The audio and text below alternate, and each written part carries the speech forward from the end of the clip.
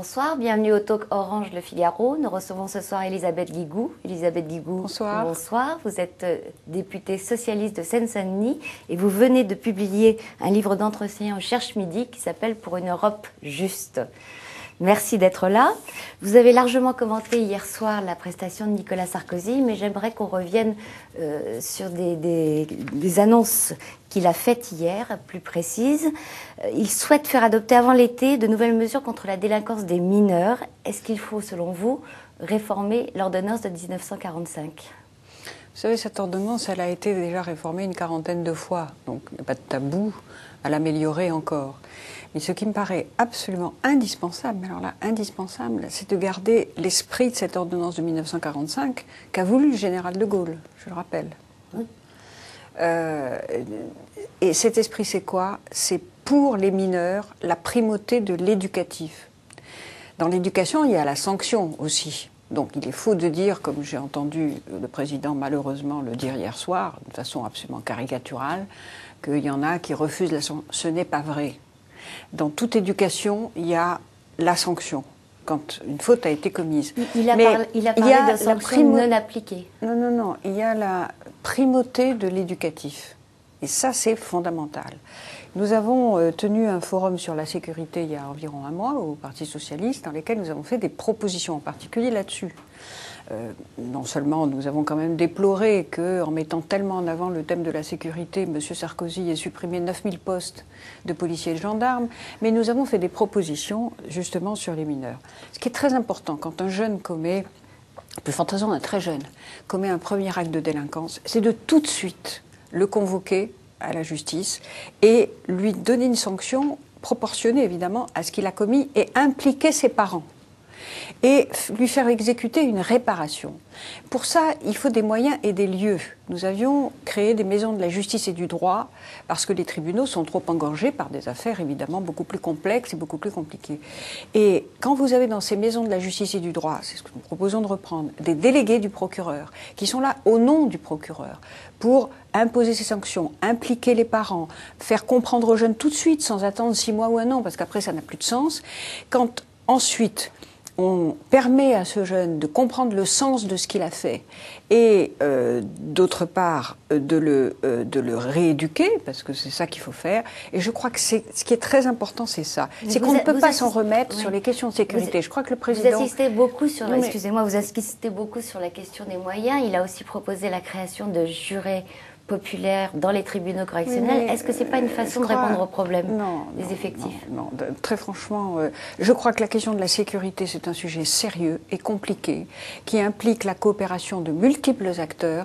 Et je pense que M. Sarkozy fait fausse route. D'ailleurs, sa politique est un échec. Alors, sur les jurés populaires, évidemment que c'est sympathique. Se dire on va impliquer dans tous les tribunaux, les Françaises et les Français, très bien. Sauf que c'est impraticable dans les tribunaux correctionnels. À la cour d'assises, c'est assez simple. Un tel a tué, a violé, oui, non, bon. Dans les tribunaux correctionnels, c'est autre chose. Vous avez des affaires fiscales, vous avez des affaires financières, vous avez un Concorde qui se crache à Roissy, ça prend 10 ans d'expertise. Mais il ne s'agit pas de les laisser décider seuls, ils seraient assistés par des professionnels. Mais de toute façon... Il faut de toute façon, pour qu'il ne soit pas inutile, qu'il ne soit pas simplement là en spectateur, sinon quel sens est-ce que ça aurait? Il faut des experts. D'autre part, à supposer même que les affaires soient simples. D'abord, je ne sais pas comment on fait la distinction au préalable, comment on l'écrit dans la loi, mais même si les affaires étaient simples, il y a d'autres priorités. Quand vous songez qu'au tribunal de Bobigny, les greffiers n'ont pas de papier pour taper... On retombe sur la question des moyens. Oui, bien sûr, mais c'est très concret, ça. Oui. Il faut des solutions concrètes. Moi, j'ai trouvé M. Sarkozy hier soir... vraiment dans la répétition d'ailleurs fastidieuse, si vous voulez, et le commentaire fastidieux de choses qu'il n'a pas faites, de solutions qu'il n'a pas apportées. C'est ce que vous avez dit hier. Nous, on a beaucoup de questions d'internautes qui veulent s'adresser à vous en profitant de votre présence ici, et notamment sur l'affaire Laetitia, sur le meurtre de la jeune Laetitia. Je vous lis la question. Trouvez-vous justifié l'enquête administrative pour déterminer le dysfonctionnement éventuel n'ayant pas permis de repérer la dangerosité d'une mise en examen dans l'affaire Laetitia, sachant que cette enquête peut parfaitement désigner des responsabilités s'il y en a de l'exécutif et ne vise pas les seuls magistrats et autres agents concernés. Oui, mais d'abord, moi je pense que c'est tout à fait légitime qu'il y ait des enquêtes quand il y a un soupçon, évidemment, et là, pour vous, il n'y a pas de soupçon ? dysfonctionnement. Je n'en sais rien. C'est ce que le garde des Sceaux a dit, c'est ce que le président dit. Ils ont des informations. Mais les parents adoptifs, vous imaginez, vous avez une fille, vous, moi, qui a été tuée, et de cette façon-là. Qu'est-ce que vous voulez, naturellement? Donc, je pense qu'ils ont des informations que je n'ai pas. Donc, il paraît légitime qu'il y ait une enquête.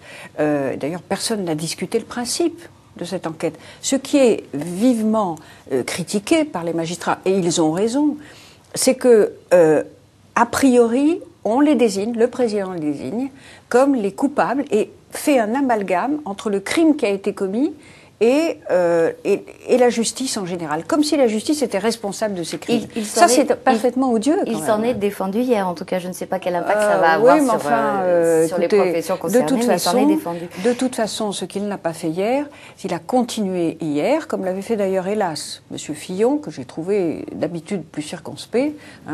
Il a à nouveau cherché à instrumentaliser la douleur des familles, et ça, c'est pas admissible, ça. Le président a aussi parlé de la Tunisie. En commentant son émission, vous avez déclaré que les autorités françaises avaient gravement failli, notamment vis-à-vis des événements en Tunisie. Qu'est-ce que vous voulez dire par là? Est-ce qu'il fallait demander la démission de Ben Ali, comme l'a fait Jeannette Bourra, par exemple?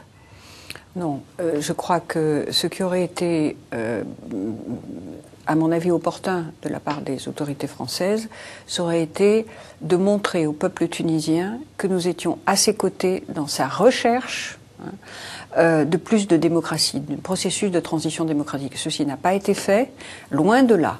D'autre part, je pense que... Loin de là, ça veut dire que, la France a semblé soutenir le régime de Ben Ali? Non, mais écoutez, d'abord, quand la seule réaction, d'abord, il y a eu un retard à la condamnation des violences et des morts. Ensuite, un retard coupable. Ensuite, la seule et première réaction de Mme Alliot-Marie, nouvelle ministre des Affaires étrangères, que j'avais connue beaucoup plus avisée dans le passé, ça a été justement de proposer d'envoyer des policiers français. Bon, enfin, je ne reviens pas là-dessus. C'était des erreurs graves. Surtout, il y a eu une erreur manifeste, si vous voulez, d'analyse de la situation. C'est en effet une lame de fond. C'est un mouvement profond, un mouvement moderne. Mais Nicolas Sarkozy l'a reconnu hier soir en disant on s'est autant trompé que les autres. C'est-à-dire personne ne pouvait prévoir. Non, vous ne lui reconnaissez même pas ce mea culpa. Mais oui, je pense qu'il l'a fait là, c'est vrai. Oui. Mais après, il faut en tirer des conséquences. Alors, ce que je reproche au président, là encore, c'est que en d'autres temps, il me semble que la France aurait demandé immédiatement la tenue d'un Conseil européen spécial des chefs d'État et de gouvernement de l'Union européenne. Car ce qui a été aussi très coupable, c'est le silence et l'inertie de l'Union européenne, qui a été ressenti par nos amis tunisiens, marocains, algériens comme une sorte de lâchage. Donc, ce Conseil européen spécial des chefs d'État et de gouvernement, j'espère, il peut encore se tenir. C'est pas trop tard. Vous le souhaitez en tout cas. Mais je le souhaite. Parce que nous avons besoin d'une nouvelle stratégie, vraiment, vis-à-vis de ces pays qui attendent, qui se tournent vers nous. Et si nous continuons à leur tourner le dos, bientôt c'est plus vers l'Europe qu'ils regarderont. Il faut faire très attention à ça. Il y a une autre intervention publique qui fait encore beaucoup parler, c'est celle d'Anne Sinclair, qui a expliqué qu'elle ne souhaitait pas que Dominique Strauss-Kahn soit reconduit à la tête du FMI. On écoute, si vous voulez bien, la réaction de François Bayrou à cette déclaration. C'est quelqu'un qui a à la fois des idées que je considère comme honorables et qui a une dimension honorable, et en même temps je pense les attentes des Français, les attentes du peuple français, elles ne sont pas pour l'instant portées par ses choix ou par ses mots. C'est pas des déclarations de l'épouse de quelqu'un qu'on attend, c'est les déclarations de l'intéressé lui-même. Le jour où Dominique Strauss-Kahn aura quelque chose à dire, il le dira, et ce jour-là, ça créera une situation intéressante. Alors, il est beaucoup plus indulgent avec Dominique Strauss-Kahn qu'il ne l'est habituellement avec Martine Aubry. Est-ce que ça signifie qu'une alliance avec le MoDem serait plus simple pour le candidat du PS si c'était Dominique Strauss-Kahn ? Non, je ne crois pas qu'on puisse dire ça, parce que je pense que chacun va jouer sa partition. Je ne sais pas ce que fera M. Bayrou, d'ailleurs, parce que le centre est un milieu très disputé, là, à droite. C'est assez compliqué. Est-ce qu'il est à droite? On parle beaucoup des concurrences à gauche, enfin là, non, je crois que Anne Sinclair s'est exprimée en tant qu'épouse. C'est quelqu'un qui est parfaitement capable de s'exprimer de façon tout à fait autonome, c'est une femme intelligente. Bon. On la connaît tous, et moi je l'aime bien en plus. Voilà, ceci dit, c'est vrai que la décision appartient à Dominique Strauss-Kahn et que lui seul peut dire, et c'est seulement quand il choisira de s'exprimer, qu'on pourra commenter et se déterminer. Il a une date limite qui est le 13 juillet. Si jamais il disait le 13 juillet, je ne suis pas candidat, est-ce que Martine Aubry ne risquerait pas d'apparaître comme une candidate de second choix? Je dis Martine Aubry, mais tout autre qui briguerait l'investiture du Parti socialiste. J'ai pas l'impression que Martine Aubry, elle fait un très très bon chemin, vous savez, au sein du PS. Et je crois qu'elle mène cette question de façon extrêmement intelligente, parce que elle a senti que les militants et la gauche ont envie de gagner cette fois-ci, et que nous n'avons pas le droit à l'erreur. Voilà, si nous voulons gagner, parce que ce sera dur, parce que nous aurons face à nous un adversaire qui a beaucoup d'énergie et de ressort, qui a montré tout son talent la dernière fois, même s'il a énormément perdu depuis, et donc il ne faut pas s'imaginer que ce sera facile, malgré le discrédit vis-à-vis du chef de l'État. Donc ce sera difficile, et par conséquent il va falloir se battre. Et pour se battre, il va falloir le maximum de rassemblement. C'est ce à quoi elle s'attelle. Rassemblement, évidemment, crédibilité de notre projet. Donc elle franchit les étapes les unes après les autres, et je crois que tous au PS, on devrait être, quel que soit notre candidat ou notre candidate après, nous devrions être très vraiment reconnaissants à son égard de faire ce travail-là, qui n'est pas le travail le plus facile, qui est un travail souvent ingrat, mais qui est un travail indispensable pour pouvoir gagner. Voilà. Alors après,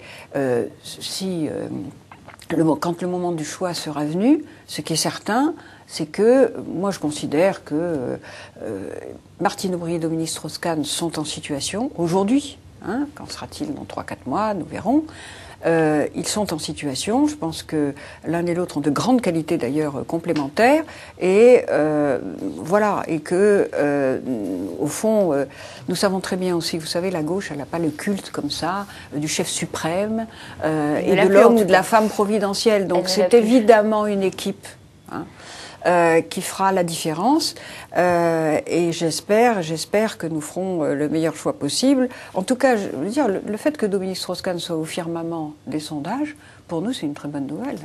Très bien. Eh bien, Élisabeth Guilloucou, je vous remercie beaucoup d'être venue. Bonsoir, et à lundi pour un nouveau talk Orange Le Figaro.